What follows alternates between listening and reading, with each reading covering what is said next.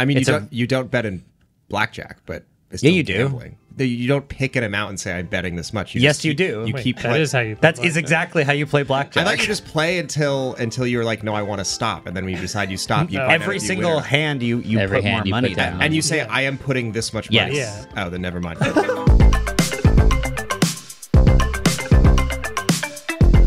Yo, what is up, people of the internet? Welcome back to another episode of the Waveform podcast. We're your hosts. I'm Marques. I'm Andrew. And I'm David.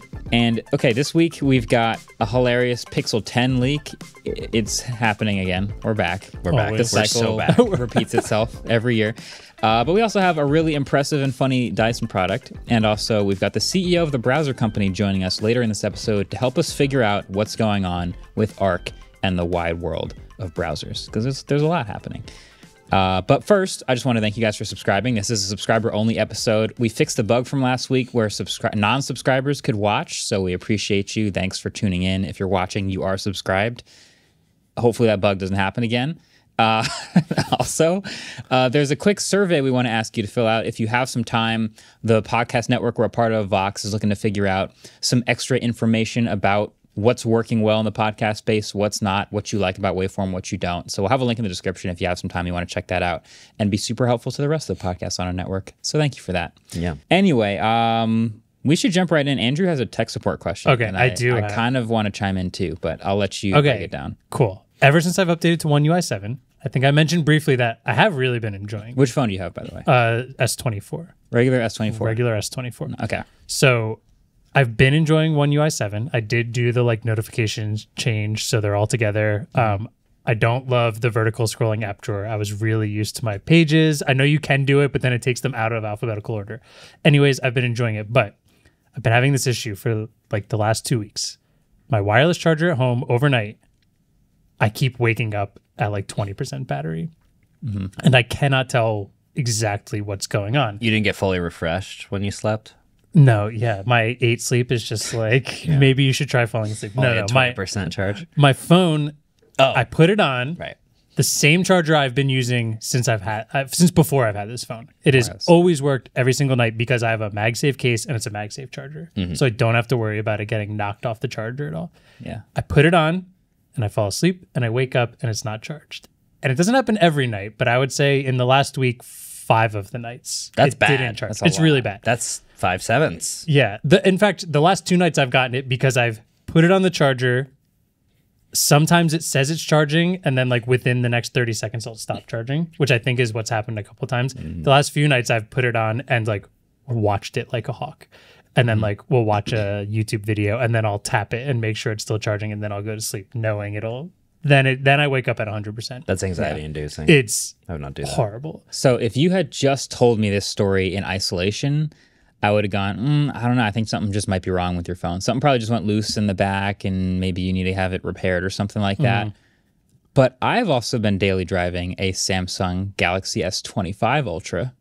I also updated to One UI with the latest software update.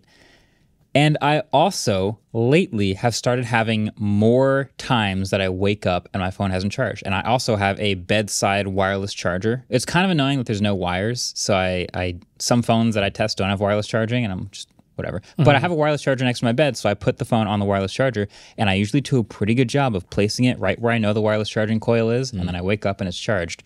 And probably 2 out of the last 5 nights, it hasn't, especially the last 2 in a row. Ooh. And that, to me, is more than a coincidence. Yeah. That we both have a Samsung phone. We just both updated the software. And yours can't be an alignment issue because you have the magnets. Yeah. And so I would have thought mine is just a coincidental alignment issue, but now I'm starting to try to think deeper. It's weird. I haven't tried with too many other chargers. I tried with our Ridge power bank and it wasn't working, and then I kind of got it to work a little bit. That may have been a pre-production unit, so I'm not 100% sure. The Ridge maybe the power bank was just being a little weird. I have one of those Nomad full desk ones, and when I put it on that where it's completely covered, it seems to work every time. So it's enough of an issue where I think it could be user error somewhere. It just feels so weird that a charger with 2 magnets that's literal only purpose is to make sure it's not knocked off. Yeah. That has worked for me for over a year. I update and then it stops working. I think what we should do, because 2 is still not a huge sample size, I think we should pass this on to the audience Anyone who has been washing dishes listening to this, if you have also had this happen, if you have a Samsung phone with the latest software update and have started having wireless charging issues, let us know in the comments section. I will say David's searching it right now. I'm using AI mode. Ooh. Yeah. I'm sure that'll nail it. It's not helpful. The only thing I've found when I've searched online is there were a few people in One UI 7 having issues with fast charging through a wire. It's like they're not getting the full speeds that it should have been. And that was only a couple little forum posts. So I don't know specifics. I'm not totally sure if it's just a weird bug. I've been trying to figure out if it's like I put my phone on and I like tap the screen and is for some reason it waking up and then going back to sleep doing something weird.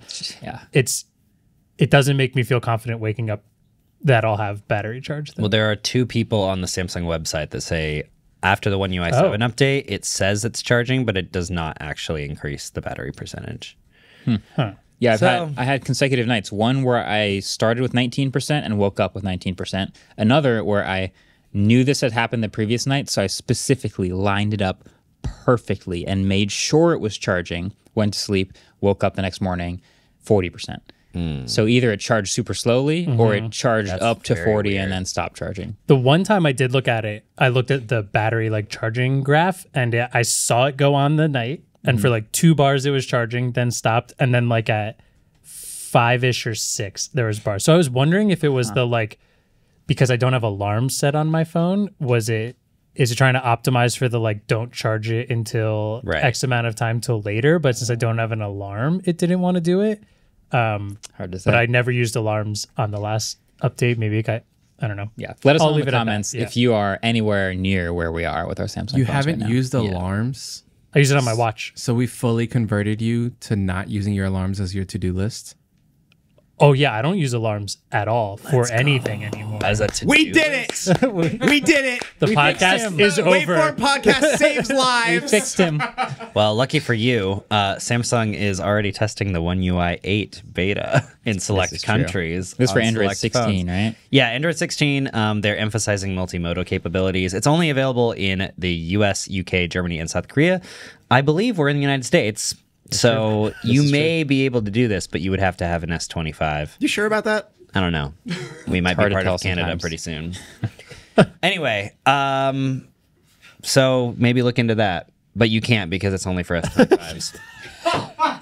Got him. Why don't you try this? Just kidding. You thought. Speaking of things that you can't sometimes charge, you put some Dyson event on here, and I did not see the Dyson event. I did have a friend randomly text me and say, "Hey, you see that new Dyson though?" And I was like, "What the hell?" Okay, no, it's cool. Okay, did either of you watch it? I posted it in our Instagram chat. No, that's okay. It's just a clip. It's fine. I'm still on the minimal phone. I don't have Instagram. Good excuse. Good excuse. Cool. Your phone also freaked out when you picked it up. It does that, you know. So are people really that hyped about vacuum cleaners? Okay, first of all, This one. this is pretty cool. Okay. Okay, This one doesn't suck. But doesn't it? I think this is simultaneously blow? really cool and makes zero sense at all at the same time, which seems pretty par for the course for Dyson, even though I love my Dyson stick vacuum. Yeah. I'm going to play this and kind of explain what's going on, but then you can see what I'm talking about. So he's showing on stage this 38 millimeter motor that's inside their products. Because like we all know Dyson, they're not got the really hair bladeless. It's inside the handle instead, yeah. right? So like these are their small handheld hair dryers with a little motor inside of the handle. Sure. And it's only 38 millimeters. And then they launched this new product with that same motor, which winds up being the wildest stick vacuum you could ever imagine, that he pulls out of this like pipe behind him. And that is the entire vacuum. He like sticks a vacuum head on it, and it is, I mean, a pole at best. Wait, this is why people are excited? Part. This was part of the set. It was like part of the pulled set. it He just off the pulls set. out. It was there the behind. whole time. No one noticed because of how thin it is. Pretty baller moves. It's like in Willy Wonka where he's like, "You thought this was factory? Nah, it's candy." It's like, "You thought this was set? Nope, more vacuum." Wait, so where does the stuff go? That's exact. After you think this is really cool, then the first thing you go is, can it hold any dirt that it vacuums? yeah, it's kind of like how most Dysons are amazing, but they last 20 minutes. I love my battery. Dyson vacuum. My Dyson lasts a solid 40 minutes. Just just Exciting. extra. I never vacuum for more than 40 minutes. So That's it's- fair That's enough. fair. That's fair enough. That's probably what it designed it that way. This is so he shows some other cool things about how like the new head can like show dirt with this whatever light, and that if it does hair, it actually rolls all the hair up, shoots it to the side, and then you roll over it so it doesn't get caught in all of the So it blades. it detects hair.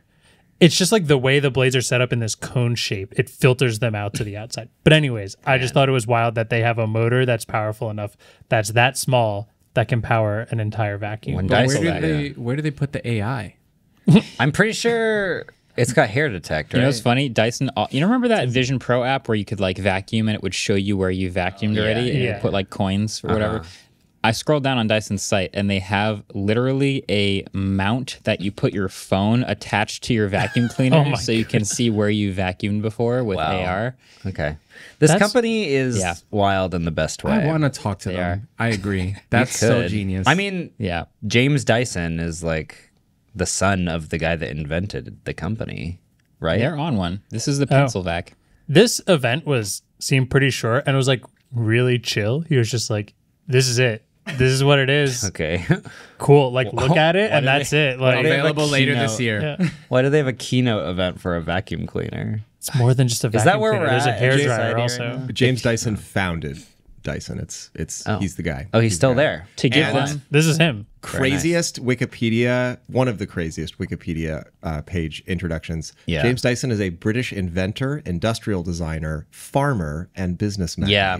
There's a really good How I Built This episode about Dyson. Oh, You really? should listen to I it. would It's listen to super that. good. Yeah. It's To give super them good. credit, we don't really talk about any other vacuum company because they're not that interesting. Yeah. Dyson is making a weird category we don't usually talk about kind of interesting. I mean, they have tiny motors and they just put them in stuff. Vacuums makes a lot of sense. They also did hair dryers. They also did that fan, the bladeless fan. They did the headphones with the mask that gives you COVID. They also did the worst product of all Spreads your time. COVID. Yeah. So they're out here innovating. They do keynotes. They had that is kind of the pinnacle tech keynote like thing you can do is go that product that's a top secret. It's been in front of you this whole time. Boom, part of the set. true. That's like That is pretty every cool. tech company wants to do something like that. That's true. So shout out to Dyson. Yeah. Dyson's got this weird thing on our podcast where they left like a sour taste in our mouth when they wanted to do that sponsored thing a long time ago,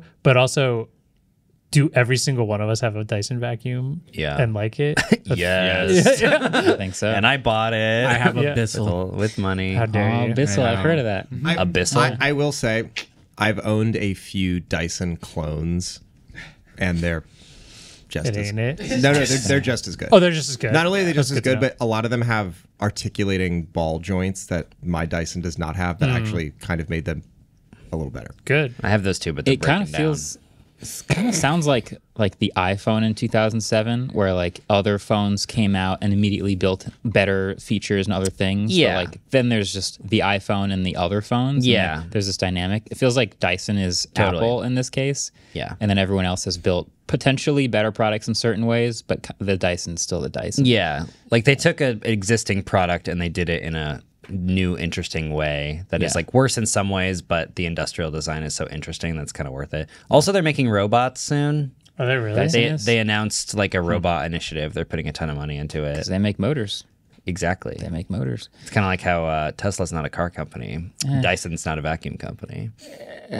And I'm joking. I'm joking. Yeah. I'm really joking. There's a section of Twitter that was like, yes, David, yes, keep No. going. I'm really joking. Yeah. Okay. Well, speaking of Do it. things that are all being put in one place, kind of like when you vacuum things up and it goes into one little container, Natural. Apple is going to put all the games in one place on your phone. Got games on your phone? Apple Oh. does. So currently, Apple has Game Center, which is sort of a little thing where you can have little high scores, and it plugs into Apple Arcade, which is their paid service that allows you to have a bunch of games effectively, well, for free, but it's part of the subscription, obviously. And that is both great and horrible for some other reasons. But regardless, it's kind of separated, right? Like you can download the games on the App Store because there's an Apple Arcade section of the App Store. Yeah. But then the whole Apple system, the Game Center system, is like a really old system. Game Center launched like on the iPod I had Touch. it on my iPod Touch, yeah. Yeah. So it's old. It like looks old. It's, you know, it's not newer. For the last few years, Apple has been really pushing this whole like you can run high fidelity Resident Evil games on your iPhone, right? And so they want to basically highlight Apple Arcade more because they're trying to push services, because their devices are getting less and less popular, like they're selling less iPhones, etc. So there is a rumor that at WWDC in a couple of weeks, they're going to launch a new dedicated gaming app, which not only sort of has everything that Game Center had, but it's sort of like a Xbox style launcher on your phone where all of your games will be inside. It'll have all the like, oh, your friends are online. Here's your high scores. Here's all this information. And then also, currently, when you're on the App Store, you just have to go find games on the App Store and then download them. You can download, theoretically, this is based on this leak, all of the games on the App Store through this game app. So it's just sort of a consolidated place for you to do gaming on your iPhone. This sort of makes sense because Apple's been really like pushing a lot of gaming features on not only iPhones but also Macs for the last couple of years. I could see this also being pushed to Mac, and then they have an opportunity to compete with like Steam in some sort of way, right? Especially if they finally get developers to actually develop for Mac, which they've been trying to do. They've been really trying to do that for a long time, but with their new like porting toolkit that allows you to port games to Mac really easily, I think that they're hoping that developers are actually going to start doing that. They only announced that like a year or so ago, so I think at this WWDC we're going to see how many people have actually started using this toolkit. All 6 of them.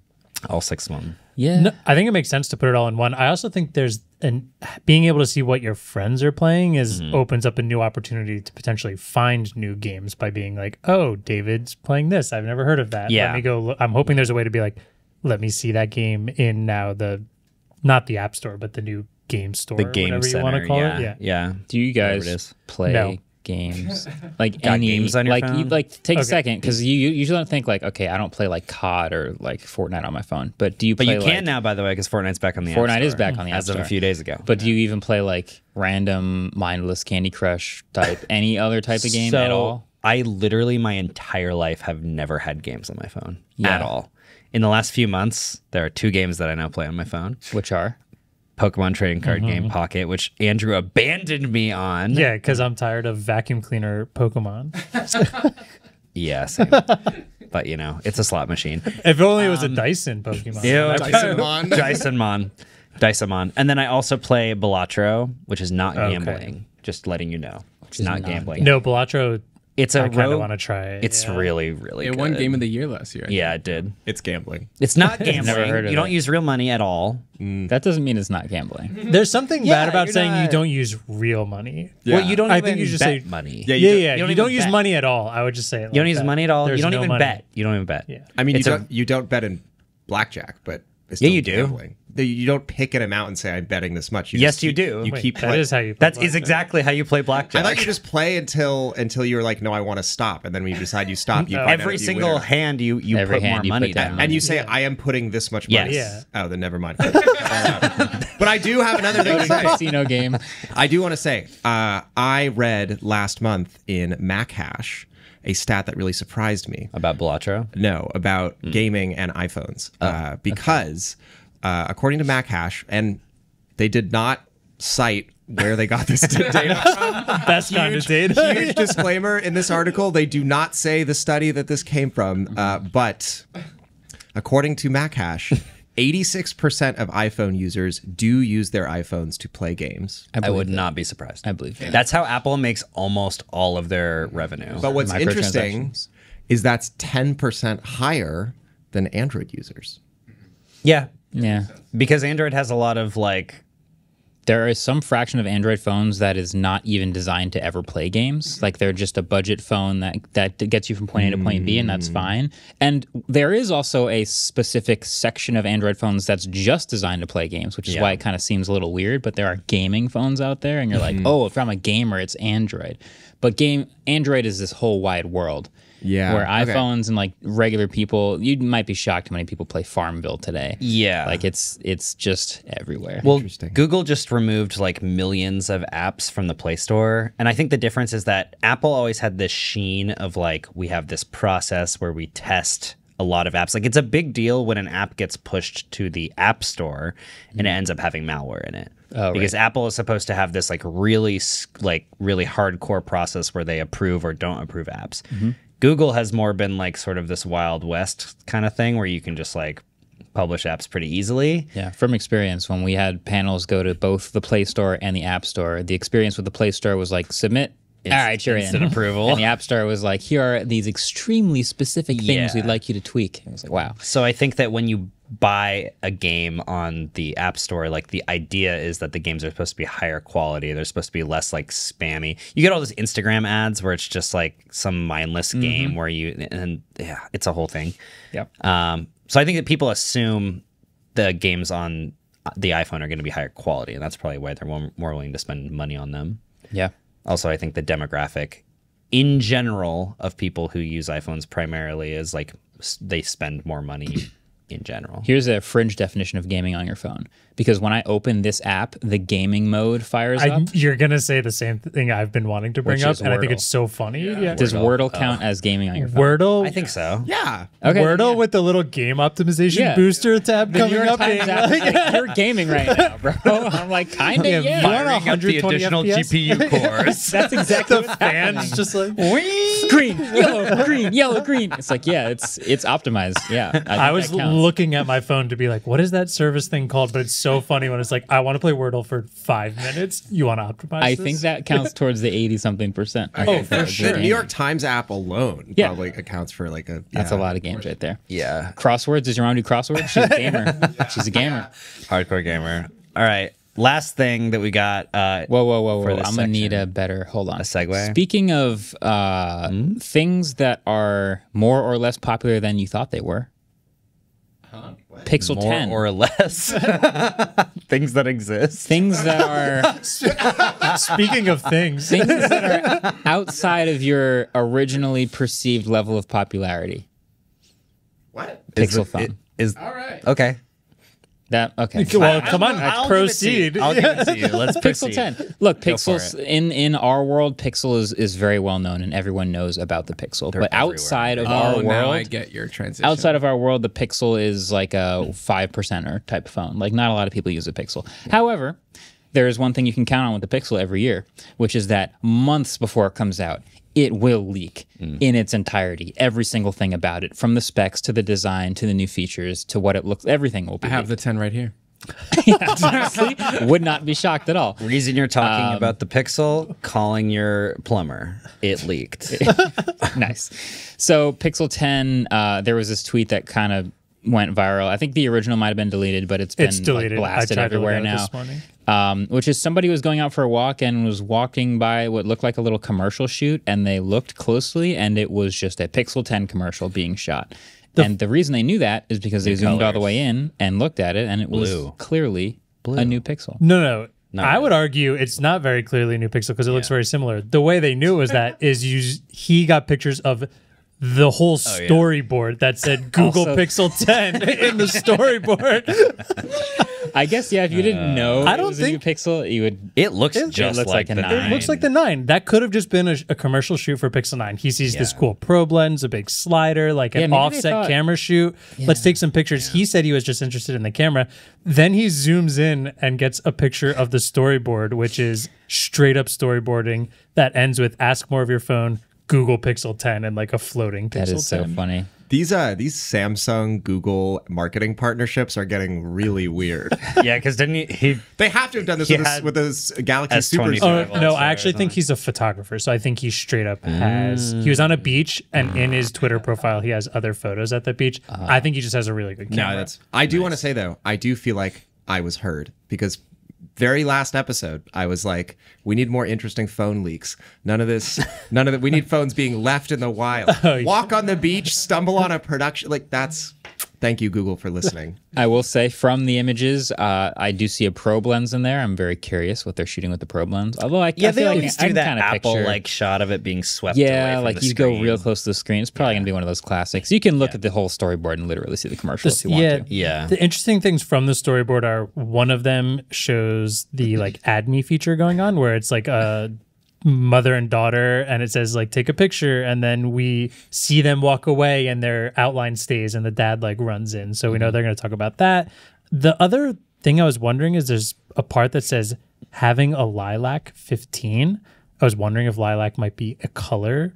Probably But- like a light purple type thing. 15-inch, though. What does that mean? Yeah, that was confusing. Maybe that means 15 seconds. Oh, maybe. A lot of commercials are 15 or 30. Oh, that's the name of the commercial. Having a maybe a lilac. spot. 15-second spot.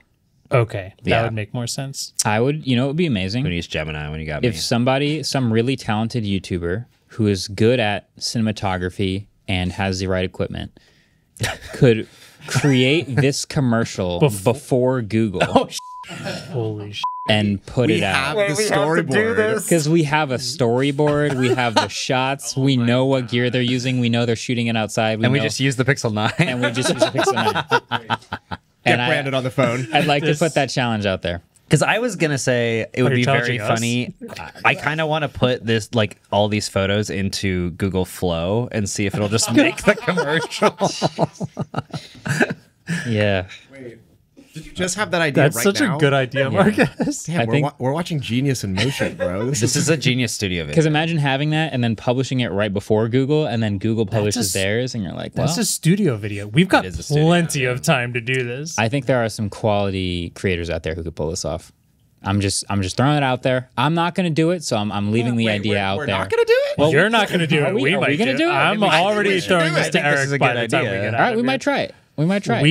We made the Pixel commercial why would before we do Google this? I kind of like to say, okay, maybe we will do This this. I thought you so- were being facetious. No, I think someone actually should do it, and maybe it should be us. I think that's the case. Okay. Now we're talking. I think that's a true Okay, fact. noted. Yeah, because this would go. Yeah, I like This this. would go very viral. Okay, I'm keeping this.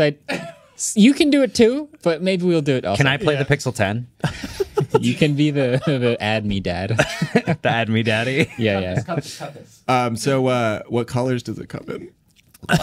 Well, lilac made me think of colors, and there was also a leak of what colors are going to be coming out, which is obsidian, iris, blue, limoncello. Limoncello. So black. Which I do remember. What white, was it like blue, the Pixel yellow? 7 had that like yellow color? Wait, what is limoncello? Yellow. Limoncello is yellow. Okay. Wow, yellow. So goldish. It's the same color. know it's like yellowy quite yellow. more. It's like pretty yellow. Yeah. Which is weird. Okay, cool. Well, I was gonna say the only reason this leak was interesting because of the storyboard, and I think you proved that was the interesting part. of it. Waveform is our brainstorming session. I was making YouTube videos for probably a decade before I knew what a storyboard was. I never went to film school. I never learned what a storyboard was. But once you understand how direct this commercial storyboard is, probably one-to-one with what the commercial is, you can literally just make the The commercial. storyboard for this podcast episodes is crazy. The script is in. Yeah. Scene 1, we're sitting here. Scene 5, we're still sitting here. Interior podcast studio. The boys are talking. The temperature Marques just speak. rises 1 degree in every storyboard. Yeah. The tweet did get deleted. If you want to see it, there's a like Reddit thread and a 9to5 Google article. If you just type in Pixel 10 leak, you'll find it. Speaking of, like, real quick, just speaking of leaks that did get deleted, unfortunately, someone unboxed the Nintendo Switch 2 just to get that SEO in there. I saw that. And it was only like a 7-second clip, but it got taken down like immediately. That person probably got It was taken down. copyright. got It was- copyright strike. Yeah, because I saw an article that tried to embed the YouTube video. Like, okay, obviously it's gonna be instantly deleted, broken. and I played, and it was like this was a copyright strike, and I was like, Yeah. did Nintendo like Oh, yeah. snap? On Oh, that? yeah. That's Mario crazy. just showed up with a pipe. The pipe. It's a me.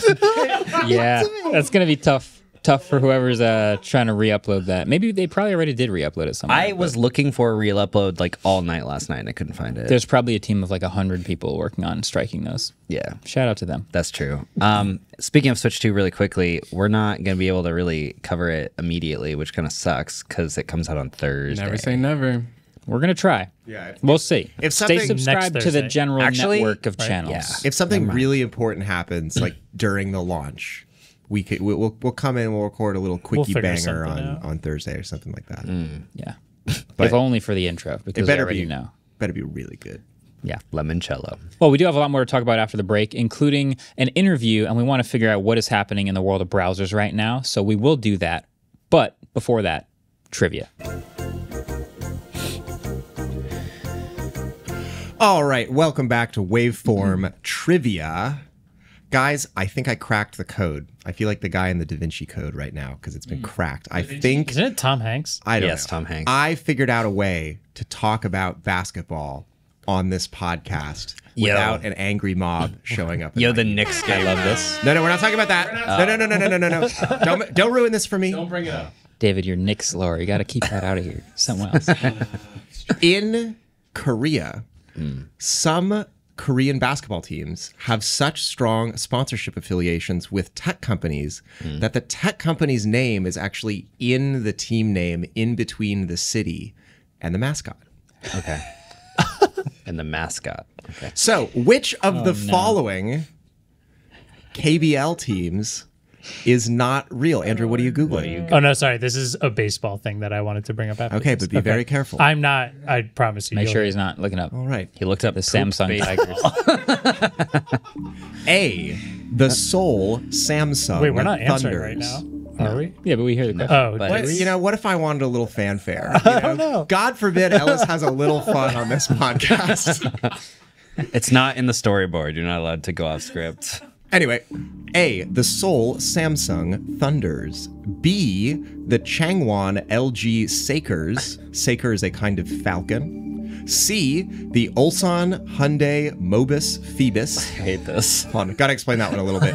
Ulsan, city in Korea. Hyundai Mobis is a division of Hyundai, and Phoebus is an epithet for the Greek god Apollo. Wow. Or D, they're all real. You know how we have separation between church and state in America? I feel like in Korea they really need separation between sport Brands. and brand. Yeah. I don't Those like- brands are massive. They're though. big brands. Well, I mean, the brands are just so huge. I just want to say there is an irony to the fact that we are recording this podcast less than 10 miles away from the stadium that homes the New York Red Bulls. Well, but that's not right. No, that is. Oh. That's the name of the team. That is the name of the team. And it is that Red Bull. Indiana, according to Gemini, is very close in size to South Korea. So imagine if we had a brand, But I don't know if that's true. like if Indiana had a basketball team, let's say the Pacers. We're done here. Okay. Pace. I just want to say, since we're talking about scoreboards, Aren't they winning? Yes. RIP the poop MLB scoreboard. Did you see that? R.I.P. the poop. Wow. Real Yeah. Pennsylvania right there. Whenever the Baddies. Phillies and the Pirates would play, the scoreboard would be the P for Phillies, 0 for the score, then 0 for the score, and P for Pirates. And for like 10 years, the scoreboard would always just say poop at the start of every game. And they changed it this year, and they did like a eulogy like in the broadcast for it. That's so funny. It was Philly sports and Pittsburgh sports have some rivalries going on. And so celebrating this rivalry with the poop scoreboard is like a beloved Pennsylvania tradition. That's so funny. I didn't know their logo was just a P. That's Why great. why don't you just use 2 letters? Like Because then it PH? wouldn't Well, say no, those are their The logos. team logo. Oh, That's their team Oh, yeah, logo. that It's not too. even just the like letter of their name. really funny. All right. We will think about these potential brand team collabs. Answers will be at the end, like usual. We'll be right back.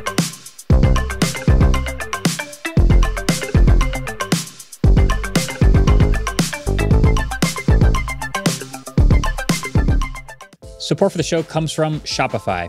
Starting a business is hard. We're not going to sugarcoat it. I mean, when we first started doing this podcast, I remember we faced our fair share of challenges. There was one episode where we were recording in a car and it was a phone camera in the dashboard, and we recorded like an entire episode and then went to hit stop and saw that it wasn't recording because apparently it overheated halfway through the recording. And you live and learn, and you don't want to make that mistake more than once. And if you're running a small business, then you'll face some of the same challenges we face. But it doesn't mean your desire to start your own business isn't possible. You just need a partner to help your business grow. Shopify is your answer. Shopify is the commerce platform behind millions of businesses around the world and 10% of all e-commerce in the US, according to their data. Shopify has built-in tools to help you with social media and email campaigns and boasts a 99.99% conversion rate from browsers to buyers, both online and in-store. And the best part, you can tackle all of the important tasks in one place, from inventory to payment to analytics and more. Shopify even has global selling tools to support sales in more than 150 countries. Simply put, Shopify is a small choice that can have a monumental impact on your business. Turn your big business idea into with Shopify on your side. Sign up for your $1 per month trial and start selling today at shopify.com/waveform. So go to shopify.com/waveform. That's shopify.com/waveform. All right, welcome back. So this next segment is a bit of a different one. It's an extra person, but we're all still chatting. I don't know if you guys have picked up on this, but I feel like on social media and the past couple of weeks online, I've seen a lot more chatter about browsers. New browser here, up and coming browser there, AI alongside your browser here. And it's just got me thinking a lot about what the future of browsers actually is. It's not a question we think about very often, but now it's something we're thinking about. And so who better to have that conversation with than Josh, CEO of the browser company. They've made a browser called Arc that a lot of us at the studio have fallen in love with and started using. And then they also rapidly pivoted very recently and started working on a new browser that's powered by AI called Dia. We have thoughts on it. He, of course, is going to have things to say about it. So we figured we'd have that whole conversation here on Waveform. It's also just a segment of the conversation that you're about to hear. We're going to have the longer entire full published thing on Monday. So if you want to stay tuned for that, get subscribed. But here are some of the best parts of that conversation with Josh from the browser company about browsers. What's going on with them? Well, hey, Josh, thanks for joining us. Thanks for having me. Not super long trip, but easy to get here. Yeah. And we love having you. First of all, let's introduce you because you're the CEO of the browser company, and the browser company is a pretty self-explanatory name, but break down what you do, what the company does, and then we can chat about all the stuff. Thank you so much for having me. Yeah. When we started the browser company, people warned me that nobody cares about web browsers. So didn't think this is why I would be here, but it's awesome to have made it on Waveform, making web browsers. So thank you for having me. We make two browsers. We make a browser called Arc, which is awesome to see on both of your screens. You probably noticed it. I appreciate it. And then a new AI browser called Dia, which I'm excited to talk about today. Is that a reference to Dia Beacon, by the way? Naming's hard. Yeah. So for one of the people, Dia Beacon had a connection to it, but yeah. Dia Beacon is it's a art museum in Beacon, New York. Oh. Yeah. Yeah. I think I remember saying a while ago, Arc is a good name too. I do remember that. stand by I that. definitely remember that. It's a good name. Yeah, and also Dia is kind of like a new day, a new dawn. So, but man, if there's one thing that is hard at startups, naming anything and creating a logo for anything is a religious debate. But Totally fair. we got here. So, I mean, as we've talked about on this podcast, there's been like a lot of chatter in the browser world. You know, obviously we're a more niche group of people really into tech, but it just feels like there's movement with browsers and with people trying new things and new concepts and new ideas of what the internet is and what search is. And it's all very interesting. And so I figured it would be cool to have you talk a little bit about, number one, how we got to Arc, and then number two, how you moved from Arc to Dia being the second big focus and big project. Sure. Yeah. So our original observation that led to the browser company was that it was 2019, 2020. And I was actually working at a VC firm for 2 years. Mm-hmm. And I was noticing that all of the kind of hot new startups that were coming in, they were all web apps for the first time. You know, for the 10 years before that, everything I'd been working on were mobile apps. Yeah. And now these companies were coming in and showing these wild new reinventions Like of documents. Exactly. Yeah. And then what struck me was every time they came in, they were in this rectangle that was Chrome, and that thing hadn't changed at all in decades. But the thing that really got me excited about browsers was that observation, and then my wife got a job with a 76-year-old artist in Flagstaff, Arizona. the least tech-centric workplace you can imagine. Yeah. And I saw her in her new job. She never left Chrome. Even in the art world, she got sent PDFs from galleries and they were URLs that she opened in Chrome. She spent hours and hours every day in Chrome. Yeah. And myself and my co-founder and the early employees were all consumer backgrounds. People that worked at Snapchat and Instagram were really interested in how software can touch people at scale, all the people in our life. And we thought, wait a minute, browsers are one of the most consumer pieces of software imaginable. You don't think about it like that. Like the way you feel about Instagram or your iPhone, no one cares about Chrome or Safari in that way. And so that to us felt like, oh my God, this is this dry utility that hasn't changed in 2 decades that you use for hours every single day. And everyone's like, yeah, I don't really have an opinion about it. Like, where else in tech do you have that? So that was really the simple idea was, okay, if our browsers are now really these effectively operating systems with our apps and files, and you don't care about it, but you're spending hours every day, what might it look like to build a piece of software that people cared so much about and made them feel good? Which kind of gets back to where I started is people warned they don't care. And I think part of the reason we're here today is now people care so much about ARC that I'm coming on the Waveform podcast. Yeah. So be careful what you wish for, I guess. Yeah. So we ended up in a place where like we all are super heavy tech users and a lot of us here, I think all of us actually still use ARC, like really love the browser and the product and the features and a lot of the UI. People can scroll back to previous episodes where we've talked about it. And so it's developed a community where, yes, people do care about this web browser. Yeah. And now there's this new project you're working on, which is Dia, which is super early. We've all started playing with it, and it's very different. You've already said it's an AI-based web browser. Explain what Dia is, and then we can figure out like how it exists in the world of browsing. Yeah, actually, and before getting to Dia, I'm curious. I went back and rewatched the first time David brought up ARC on this podcast. Nice. Which, by the way, is embarrassing because I had no idea how to explain it. Well, I was like, it removes my tabs when I don't use them. ARC got introduced to this whole company because David has a tab hoarding problem, and it had a feature to do that, and that was the feature that sold David off the bat. And that was only one of the features. But then it slowly grew to multiple people in the office, and it's become like a favorite. But I remember being so excited to hear that David brought it up on this podcast. And I remember watching the video, and like David, I knew he knew about it, and you really did stumble. I just was like, well, it does this, and the tabs are on the side. It's weird, and it's interesting, like hearing you talk about the way that people want to have like an emotional connection with their browser, because again, even something as simple as having the tabs on the side of the browser, that's something that is very native to ARC that I think a lot of people are, and we'll get into this later, I think, but like are frustrated about with like DX. It's back to the Chrome experience. But it's just, there have been many things about ARC that have just like got their hooks into us here at the studio. And so the reason I bring it up though is because on that podcast, you were, I would say, open-minded, but very skeptical. Yes. And I'm curious for you what shifted, because it relates to the Dia story that we'll get to in a second, I'm sure. I think it's one of those things where I didn't care too much about the browser either. I was using Chrome, and then I was switching to Safari on the laptop because the battery life was better, and I was just kind of agnostic and was willing to try something. So I tried something, and I think it was a couple features that I did like, especially for whatever reason, the side tabs. It's a widescreen machine. Like, it just made too much sense, and I just got hooked. So ARC like quickly became my home, and then the syncing across devices, I just like started using ARC a lot. Yep. Yeah. Awesome. Okay, so to answer your question about Dia, and then I'm sure we can come back to that. Yeah. So my personal life and professional life, I keep very separate. My personal life, it's people I went to college with, high school with. They're not in tech. They work in manufacturing or art. And I feel like in the past 6 months, 9 months, all of them have started talking to these AI chat tools for everything in their life. My friend who works in manufacturing that I was talking about, I was hanging out with him a couple weekends ago, and he was saying there's not a professional project or personal chore that he does not turn to AI in some way to get help with. Wow, yeah. And the last time, there have been 2 times in my life that has happened where I woke up one day and all of my personal friends changed the way they interface with their computers. When I was in middle school and everyone got on AIM and MySpace and LiveJournal and Facebook, and then in college, starting with the BlackBerry and then the iPhone, when we started doing things like Instagram and then stories on Snapchat. This is that 3rd time in my life. And I feel like because we're so in the tech world talking about AI, and I actually think I did a poor job of leading us about a year ago because I felt uncomfortable about this.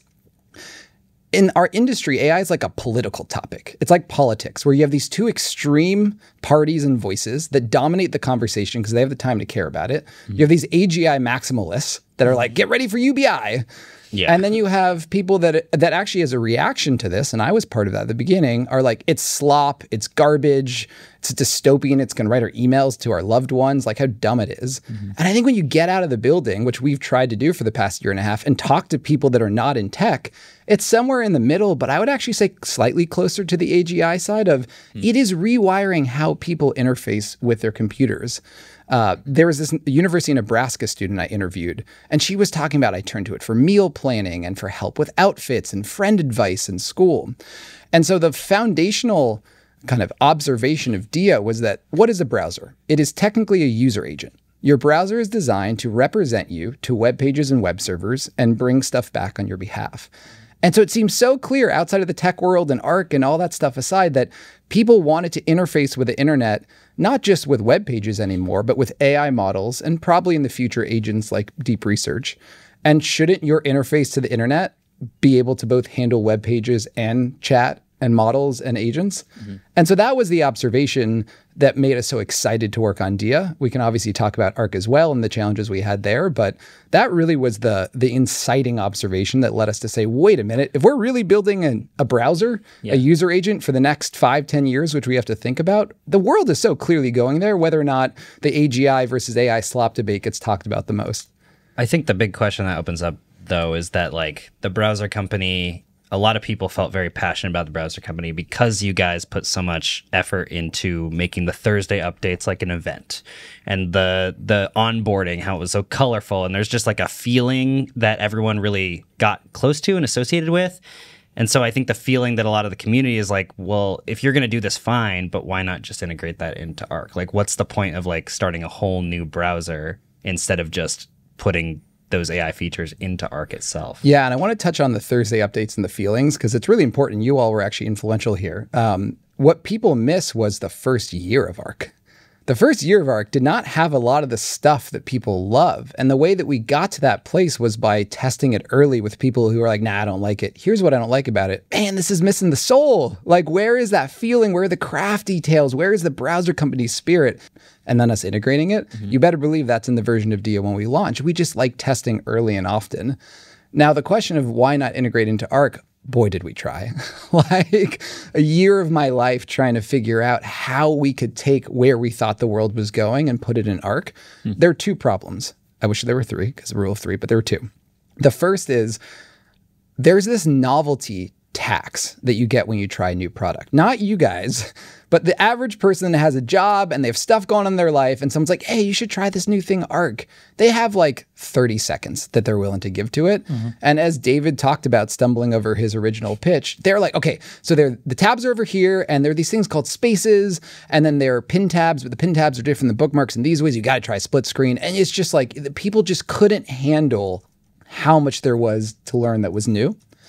And so we just felt if the world is going to as profoundly shift as we think it is because of these AI models, how are we going to teach you how to interface with AI models and agents, whatever the heck comes, while also teaching you about all of those novel concepts? It's a lot. It just seemed, before AI, that was our biggest problem. That's why we came to the office to try to get you on board, 2 years ago. It's like you had someone you worked with saying it was amazing and you work in tech, trying new products. You're like, nah, I'm good. Yeah. So that was problem number one.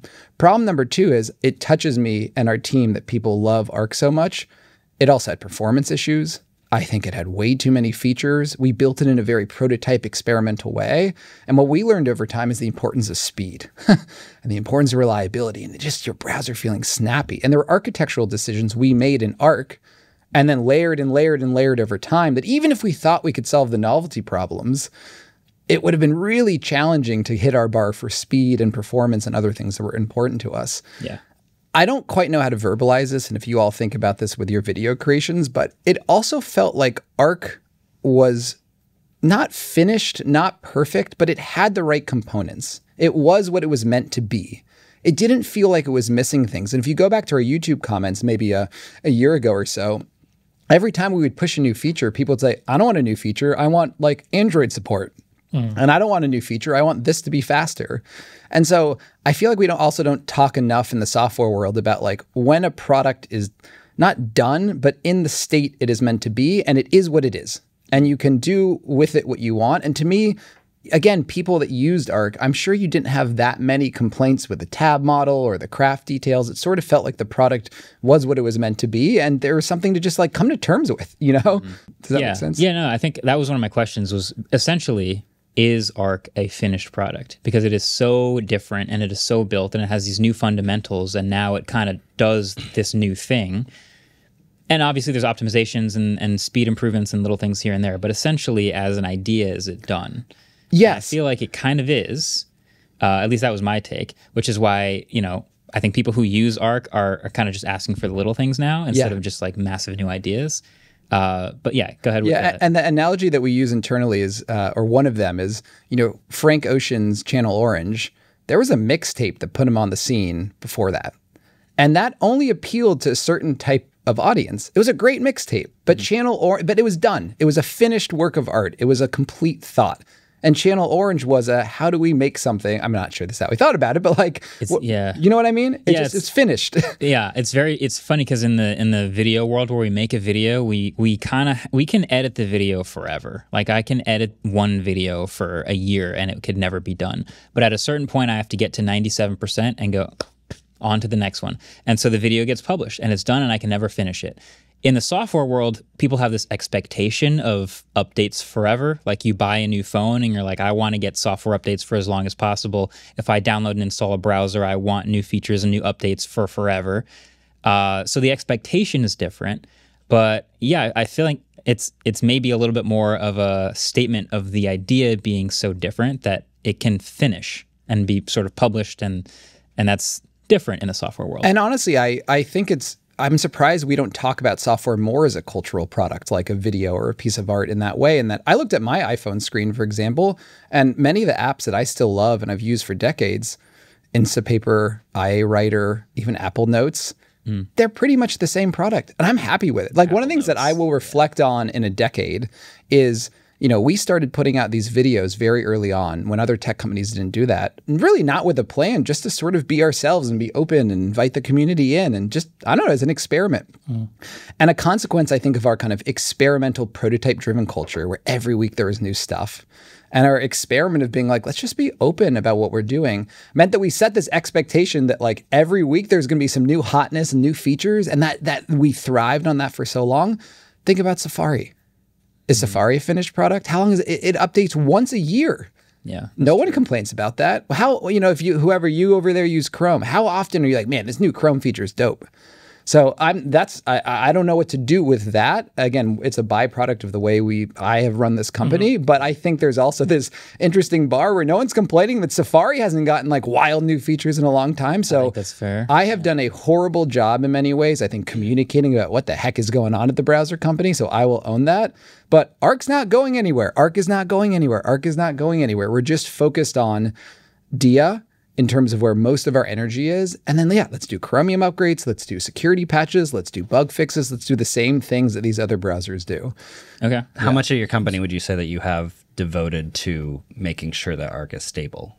There are probably 3 engineers at any given time working on one of those topics. Okay. So, yeah. But just to be really clear, I don't want to we are not building new features as of now for Arc. So, but that is very different than like, this product is being sunsetted or going anywhere, or anything like that.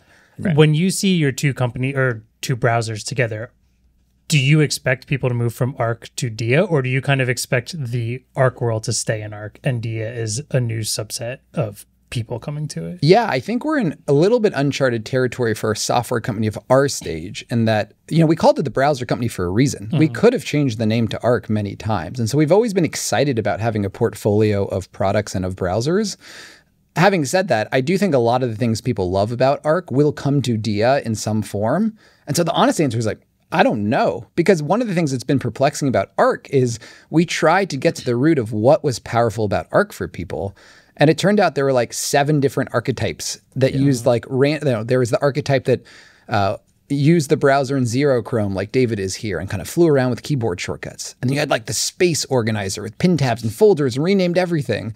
And so in terms of, are people going to go from Arc to Dia, we're not going to force anyone to do anything. I really like, I'm an Apple fanboy. I'm inspired by that. You got the MacBook Pro and then the MacBook Air and the iPad, and it's different things for different people. But I suspect when we bring things over like a vertical sidebar, when we take a novel take on tab management, I think a lot of people, not to mention the browser company kind of design, flair, and craft, I suspect a lot of Arc people will prefer Dia, but I get excited about having both for the foreseeable future. So what's your plan to move those Chrome users over then, right? Because if the whole idea is it's too complicated for most people, it's equally complicated to just get someone to move on to something else at all. Like there's a lot of friction there.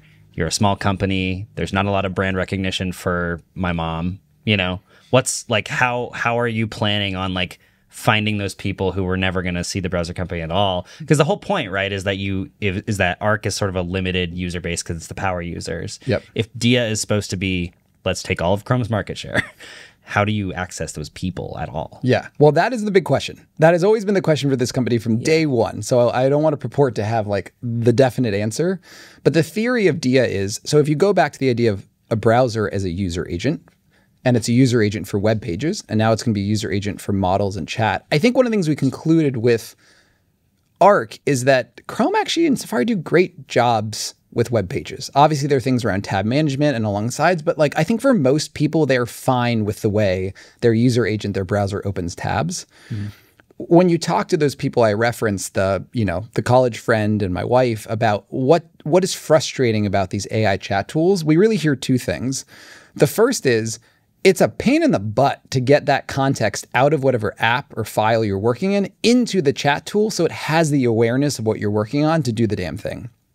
The second thing that frustrates them is it doesn't know anything about them. Even with memory, it knows the chats that you've had, but it doesn't really know what is your taste, what is your writing style, what are the things that you love, what are the things that you don't like. The browser, the traditional browser and traditional web pages solve both of those issues because as we started with, what are your tabs in 2025? They're apps and they're files. So you don't have to copy and paste and futz around to get stuff out into chat. Let's just bring these AI models right to where you are in the apps and files that you use every day. And then the second bet is that, you know how when you use Instagram Reels or TikTok, for better or worse, it feels like every swipe, every action like teaches the algorithm to better understand you. Yeah. The way that it should feel in the future is that in an AI browser like Dia, every tab that you open, it feels like this model. It's not Sam Altman's GPT-4o. It's like GPT David. And it's getting better and better and trained for you every action that you take so that when you ask a question about something else, it not only has the context of that tab that you don't have to copy and paste into a tool, it also remembers the last 7 shopping sessions that you did or the last 17 things that you wrote. Like the way that I can't quite, this is the first external marketing thing I've done, so I don't actually have my language down yet, but there's something I've been thinking about that with Arc, the sort of hero image was the cluttered tab bar. Whenever we showed like 7 windows with 50 tabs open, people were like, I hate that. I want whatever this is that fixes that. And that's so interesting because in the old world, that was a problem. That was clutter. That was chaos. In the world of AI models, that is like that's like oil. It is the context that is missing to make these models actually understand you. And so the bet that you have to believe, which I know maybe not all of you do, is that truly AI is going to change how we interface with our computers and the things that you turn to it for. If you don't believe that, we're screwed. If you believe that future is going to be a reality, then I think the convenience of having it right there in your tools and files, combined with the compounding personalization that you get from that awareness, is something that, at least from talking to people outside the building, that's what is on their mind right now. They're not complaining about, man, when I go to Google and I click this link, this sucks. Give me a browser. That's not what's going on in the world anymore. Yeah. Do you have like a timeline of when Dia will feel like this product that you are sort of pitching? Because I think right now, a lot of the backlash from Arc being, I don't know about sunset, but maintained, and Dia coming out is that part of the reason that people love Arc is because you built in the open, right? And now you're building Dia in the open. I think a lot of those Arc users love the browser company, so they were frustrated that Arc was being sunset and Not being sunsetted. not being sunset, Being maintained. Journalism. Being maintained. Yep. All right. Sorry, being maintained. Is that the version of Dia that people have access to right now is very bare bones and doesn't necessarily meet the more grandeur ideas that you have for how you're going to interact with this AI browser. So do you have like a timeline of when people are going to be able to play with something that has those capabilities? Yeah, it obviously depends on what bits you're talking about, but I'll try to answer. Yeah. By the way, yeah, at some other point over beers, I'd love to talk about the pros and cons of building in public and being transparent in public on YouTube. But yeah, actually, when my second son was born, I left the hospital in Paris actually to go get food for my wife, and someone's like, "Hey, Arc, I love it." I was like, "Whoa, this is like a new. This is not what I thought was gonna." Yeah. But in any event, to answer your question super directly, I'd say if you're someone that tried Arc or has never tried Arc and you try Dia, to get to the bar where you're like, "Oh, this feels better than Chrome," 6 weeks. You are on an old version of it. I feel good about that. In terms of the both, I'd say, grandeur of what I'm talking about, which again was always there with Arc. So we're gonna be the internet computer operating system for their web. The grandeur and I'd say Arc members feeling like it has enough of the basic, the things that the vertical sidebar. I'd say somewhere between Labor Day and Thanksgiving. But again, on the, hey, you just browse like you normally do and this like model self-personalizes to you, that's going to be a many, many year thing. But what we did with Arc was just like, let's be honest about where we're going and build it in public and around people. Like, the other day, one of the things we're going to release soon in the kind of when we give it to Arc members very soon is there were these college students that were hacking our personalization features to make these mini apps, like almost like AI apps. So they created the syntax where they would be like, when I do /gadgets, I want you to do these 17 things. And so then they'd hit a new tab and do /gadgets and then whatever they wanted to do. And they kind of like made their own little apps. And we're like, well, and multiple did for different use cases. And this goes back to the like native to the technology, native to the phone. Wow. We're like, well, that's pretty wild. And so what we've been sprinting to do, that we weren't going to do 5 weeks ago is like, man, we got to formalize this and see if we make it even easier what other people do. And so that's all to say part of the reason that, the grandeur, it won't be there, right away is the stuff's hard and it takes time. But part of the reason Arc is so beloved is because we were like, we have no idea what we're doing. Let's put some stuff out there, see what people do, react to it. And so we also want to have time to say, maybe the big idea here is actually AI native apps aren't going to be these agents. They're going to be these like user created and shared little mini apps that... It's an idea. It's an idea. It's definitely an idea. It's a definitely idea. So that's it for now with Josh from the Browser Company. Really interesting to chat with him. Thanks again, Josh, for the time. And again, if you want to listen to the full, what did we chat for, like an hour-long conversation with Josh, stay tuned because we're going to publish that whole thing on Monday. We go in depth on some other things and talk more about Dia and the future of what Google could do to them or not do to them and why. It's fascinating. It's got us thinking about a lot of new things. Either way, back to your pod. Well, we got a little bit more after the break, but of course, before we get into that, one more trivia question. Scooby-Dooby-Dow. Trivia, dude. This question comes to us from listener Rayhan. He says, what was the first iPhone to have a gyroscope? And what was the demo that Apple used to introduce the tech? Oh. 2 points. 2 points. 2 points. On the board. I remember the demo. The beer. Yeah. Okay. Do you remember the beer app? I just got a reel about that the other day. That's like, what a tough day. And then his roommate comes in and also cracks one. Sick. Okay. Answers at the end like usual. We'll be right back.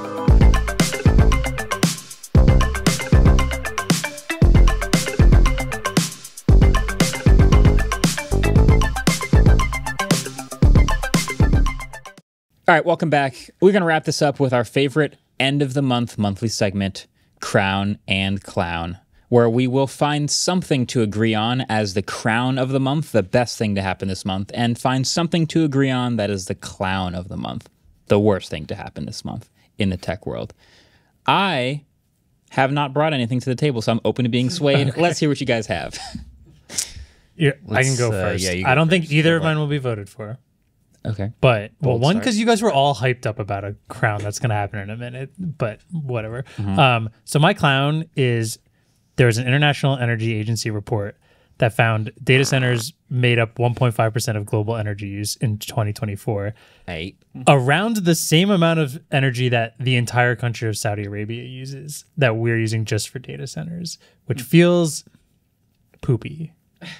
So Google's greenhouse gas emissions increased 48% since 2019, and considering they have a goal of net emissions at 0 by 2030, that feels like a much tougher goal to hit now. In fact, last year they mentioned, as we further integrate AI into our products, reducing emissions may be challenging due to the increased energy demands from the greater intensity of AI compute.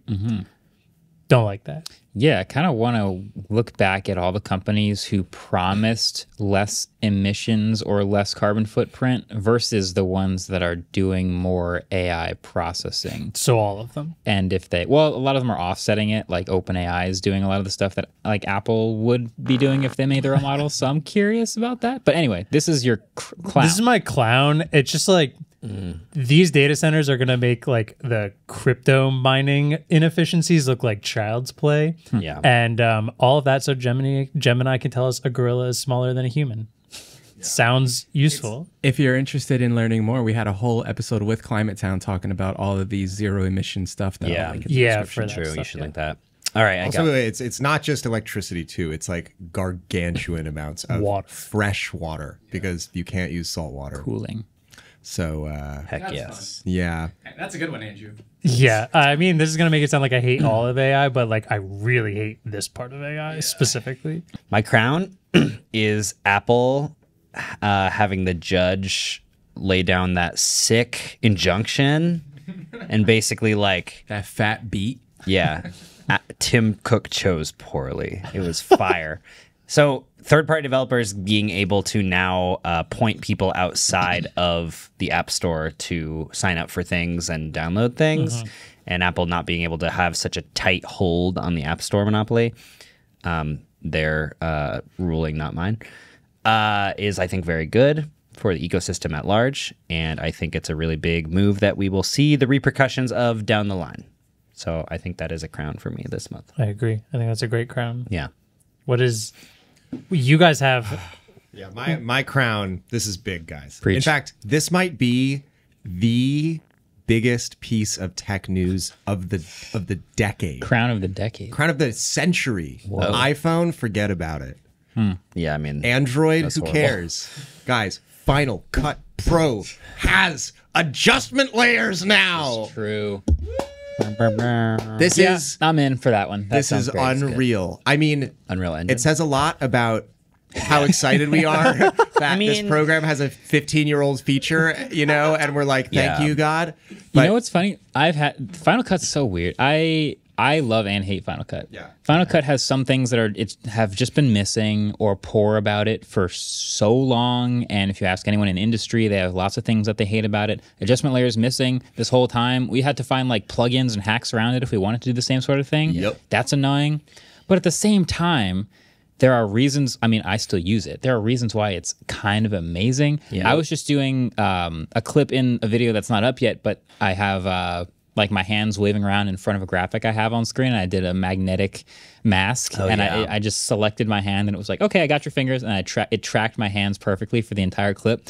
And literally, as I was sitting watching it track, I was like, oh my God, this is the greatest masking tool anyone's ever made, like humanity has ever seen. And it's like This is- accelerated by metal Apple and Silicon. Apple Silicon. It's so good. So I actively live with massive upsides and massive downsides of Final Cut Pro all the time. Yeah. it's like great program. Probably 50% of it is like completely broken. They but do the it their way. 50% that's that. And also, I just want to say what was so hilarious is that they added like 4 new features in this update, and the other 3 are like so unbelievably stupid and useless. Wait, I think that might like they added like the new Quantec Logic reverbs into Final Cut because video editors are like, man, I just really want really nice algorithmic reverb. They added image playground integration. Oh my because God. you know what pro users have been begging for?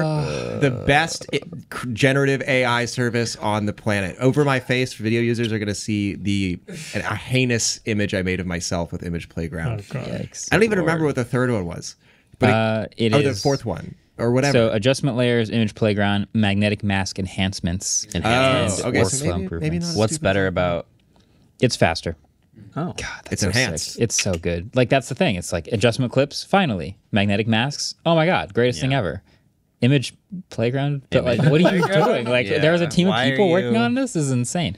Also, I will just throw it out there. So while we're talking about Final Cut Pro, every time I've color graded for the past month, Final Cut, and I save this for the end of my edits now, Final Cut just crashes every 30 to 60 seconds. So I'll just be editing, crash, reopen. Edit for 30 more seconds, crash, reopen. 30 Edit seconds? 30 seconds. I'll get 3, 4, 5 clips in, crashes, reopens. How do you finish your edit? Patience. This I is save my- my color grading for the end of the process now because I know it's going to drive me insane. When I'm sitting at my desk, I'll just be like doing whatever work, and I'll just hear, and he's usually standing, and he always puts 2 hands on, head down, and I'll look over, and I'll be like, "You're color grading, aren't My you?" monitors are empty. You're like, what happened? Oh, you know what happened. Premiere Pro who? I just thought you were stretching. I didn't realize, like, Every time I'm sighing and my monitors are empty, it's because Final Cut just bailed. oh my God. Yeah. Okay, does anyone else have a crown? I have a crown that's not going to be any of it, but did you guys see some of the thing? Netflix Tudum, is that how you You pronounce it? got to do it correctly. Come on. Tudum. There it is. Terrible name.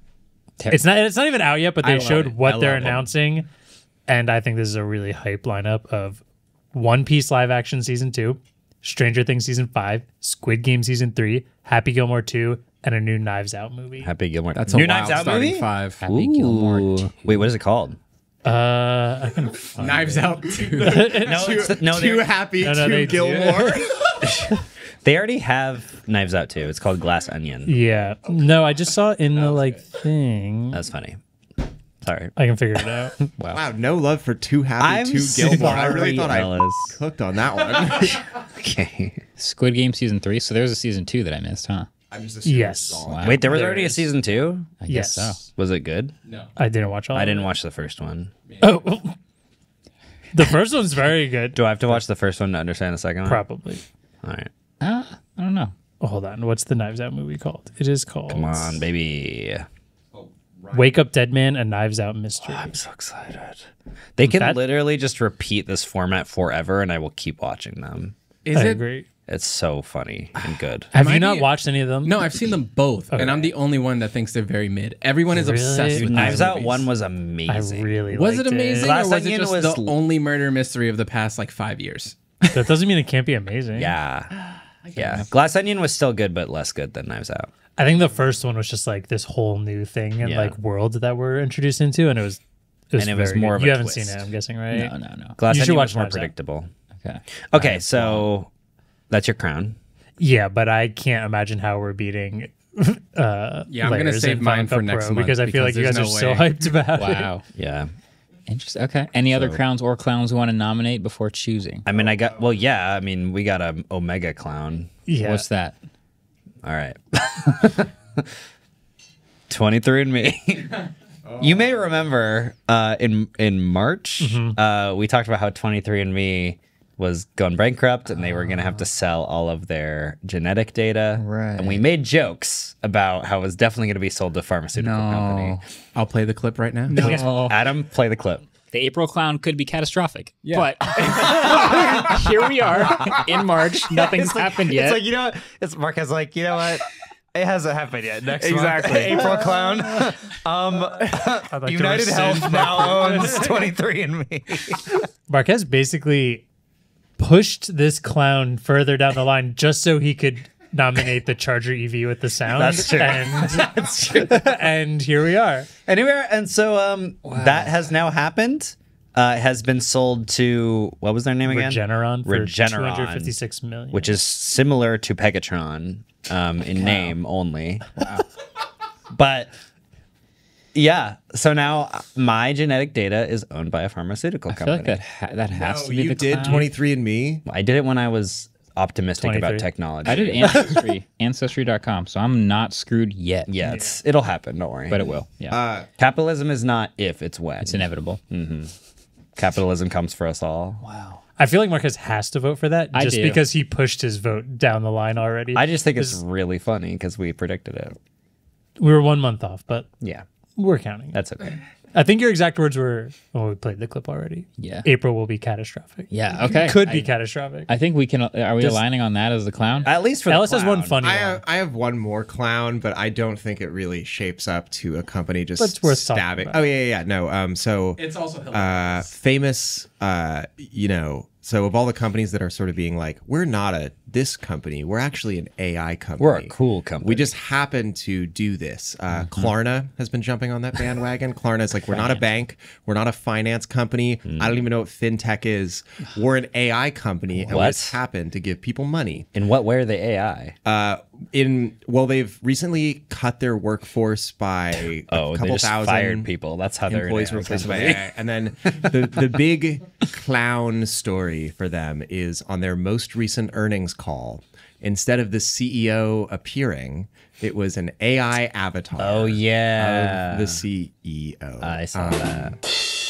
And They thought that was a good idea Yeah, they're an AI company, so to do the same This thing. is a company that you can finance your Taco Bell order. Like, I don't think good ideas are flowing. but they're still profitable somehow, which is ludicrous. Anyway, Klarna, you're a joke. Sorry, but like it's Don't be just sorry. it's just helping younger people go into debt earlier in their life. it's just like look, I'm sure you guys are really great, No, but it's hard to take a company that helps people finance burritos and then does corny stuff like this. It's hard to take you seriously. Good luck with the IPO. Can't imagine. Anyway, I've got a feeling. I think we have to give it to 23andMe. yeah. Just committing a Yeah. atrocity. Yeah, Frankly, an atrocity.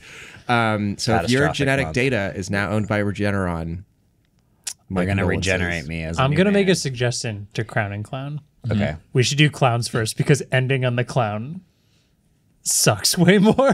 Like to end the episode on like, so that's an atrocity. So we're saying trivia. The best thing is the adjustment layer thing. I think we can say the crown is Final Cut Pro. adding a But 15-year-old. There's been an adjustment layer plugin for like years. There's also been like really good roto masking plugins for years, but Apple's is simply better. And it also how is an adjustment layer better? well, being built in, it potentially leaves room for it to be improved with metal and like have more optimization, etc. The same way I was using masking plugins, I used one called M-Roto AI Yeah, I remember that from one. Motion VFX, and it was fine. It did a pretty decent job, but it being built in leaves a way higher ceiling. So it's technically the same feature, but it just works better on the built-in side. So I just think it's going to get better over time. So better than that fire injunction by the judge. Cook chose poorly. I think that's a bar, and it's going to live forever. All right. But adjustment layers, oh man. The ceiling is so high for adjustment layers. As long as it can stop crashing on you, then That I'll would be agree with huge. you. Final Cut is not the crown, but this one feature What if the is. adjustment layer update is what's making it crash on you? Oh no, it's been crashing for It's years. been crashing for a while. Oh, Yeah. wow. I would be willing to change my crown if, and only Adam Sandler, if you're listening. You want to call the movie Too Happy, Too Gilmore? Yeah, I'd be game. that would be that'd be worth it. But other than that, I think it's got to be Final Cut and 23andMe. the great genetic mishap of 2025. That sounds so There you bad. have it. What better way to kick us into trivia questions? Yeah. Yeah. Oh, and also, by the time you watch this next week, the Switch 2 will have just come out. Nintendo By the Switch time 2. you watch By the the Switch time you 2? watch this Sorry, by the time next you watch week- the next episode. Wait, No, why if am I you even watch talking this about episode next week, the Nintendo Switch 2 that's will have been out. Also true. Yeah. Are you leaving this? Ignore me. I just keep thinking about Nintendo Switch. Welcome back to the Ellis Knows Ball tech podcast. Let's see. Today's question is about Knows Ball. Korean basketball teams with tech companies in their name. I've got 3 in front of me. Are they real or are they fake? More specifically, which one is fake? Yep. With D being all of the above. This is the most Wait, I thought backwards it's which way. one is real? That one? Yeah. Which one is real? Which one? No. I was which one is fake? No, it's which one is fake. I have it in front of me. I'm right. I wrote the question. Oh, okay. I said which one is not real. Got it. Oh. Oh. One of these is fake. Okay. Yeah. Which one is not real? Which one is not What? real? Which one is fake? Yeah, 2. And D is all of them are real. Yes, Correct. D is this is a truth bomb. It's fake that all of them are real. Is that what it would be? Hit it, Adam. Okay. The Seoul Samsung Thunders. B. The Changwon LG Sakers. C. The Ulsan Hyundai Mobis Phoebus. That's it. Ulsan Hyundai Mobis Phoebus. Or D. They are all real KBL teams.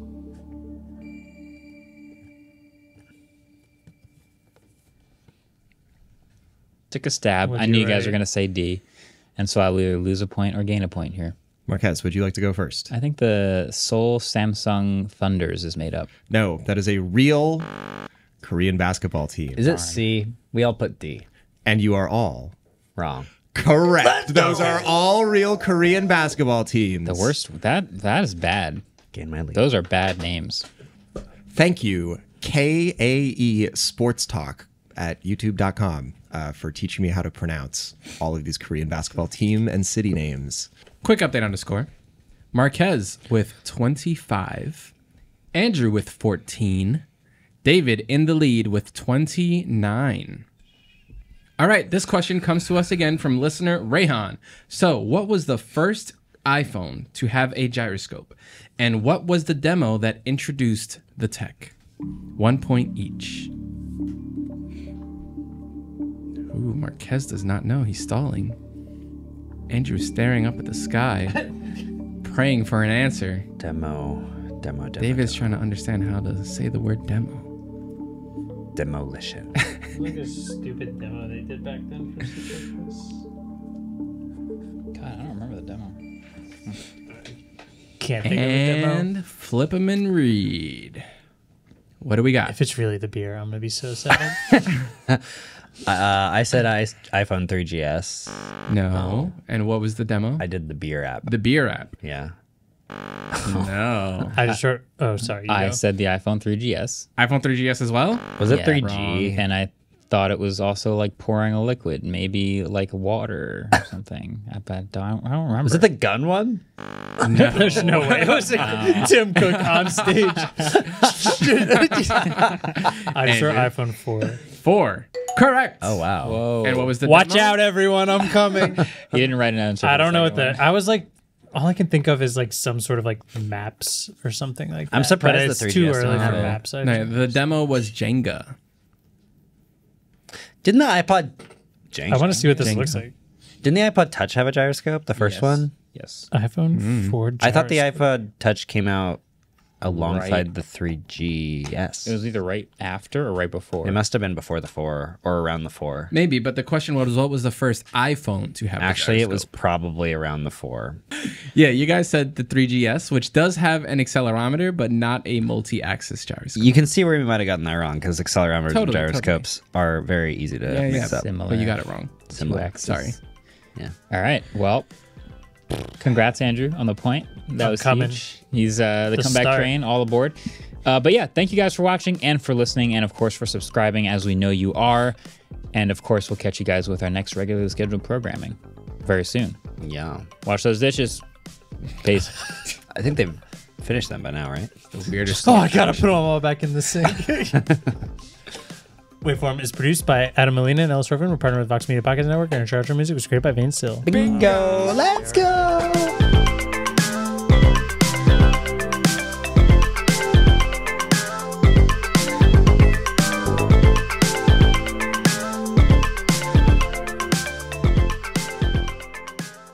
Wait, they added adjustment layers in Final Cut? Yeah. Officially? Uh-huh.